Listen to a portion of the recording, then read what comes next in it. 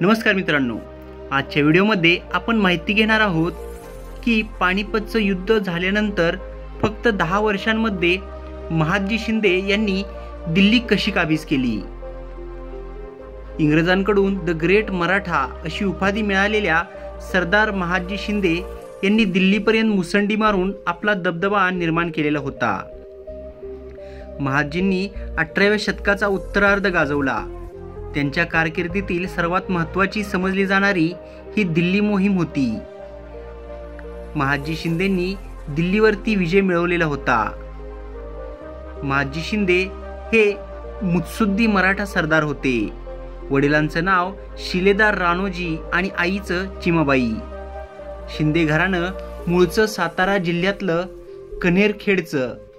राणोजींना एकूण 5 मुलं, त्यापैकी एक म्हणजे महादजी। 1727 मध्ये त्यांचा जन्म झाला।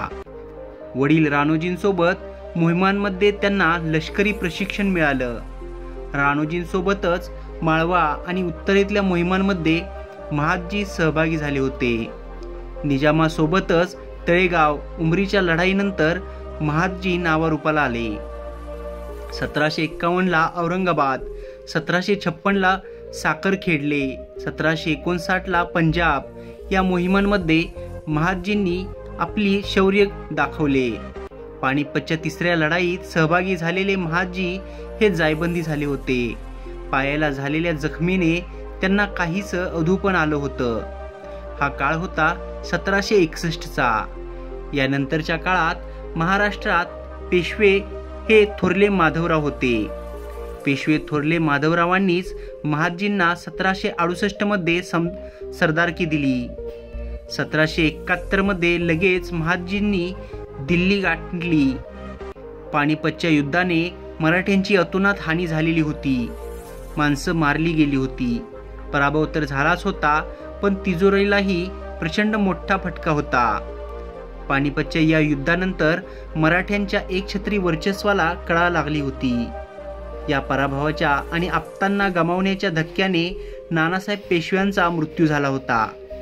नानासाहेबांनंतर गादीवर आलेल्या थोरल्या माधवरावांनी पानिपतचं हे अपयश धुवून काढण्यासाठी महादजी शिंदेंना दिल्लीला पाठवल्याचं इतिहासात नमूद आहे।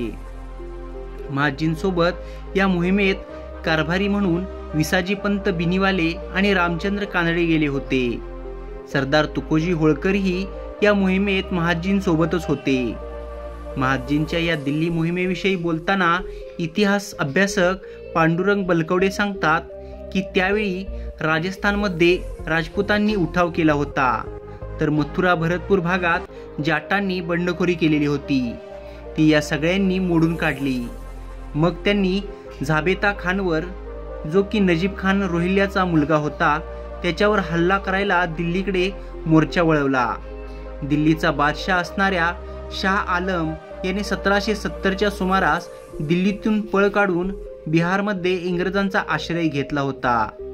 रोहिल्यांनी आपलं राज्य बळकावलं असून मराठ्यांनी आपल्याला मदत करावी, तख्तावर पुन्हा स्थापन करावं अशी विनंती बादशाह आलमने मराठ्यांना केली होती। यावरूनच मराठ्यांची ताकद त्यावेळी आपल्याला दिसून येते। महादजींनी इंग्रजांवर मोठं दडपण आणलं आणि त्यांच्या ताब्यात असणाऱ्या शाह आलमला सोडवलं। मराठ्यांनी शाह आलमला सोबत घेऊन दिल्लीवर पुन्हा हल्ला चढवला। बिनीवाले आणि कानडेंच्या सोबतीने महादजींनी झाबेता खानला कैद केलं आणि दिल्लीचा ताबा घेतला। 10 फेब्रुवारीला महादजींनी दिल्लीचा लाल किल्ला जिंकून घेतला। तिथून बादशहाची मिरवणूक काढण्यात आली आणि त्यांनी त्याला सन्मानपूर्वक दिल्लीच्या बादशाहीवर बसवलं।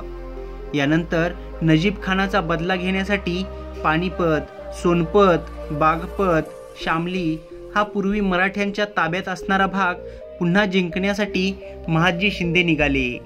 रोहिले, पठाण, बंगश हे अफगाण एकेकाळी बादशहाचे सरदार होते, पण नंतर त्यांनी बंड केलं।